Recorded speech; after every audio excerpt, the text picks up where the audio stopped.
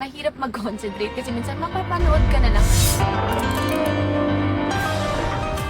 It's actually a privilege to share the screen with some of the most respected actors that we have in the industry.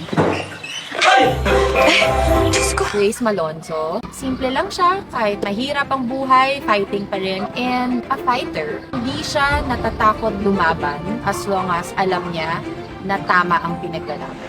Pwede ba?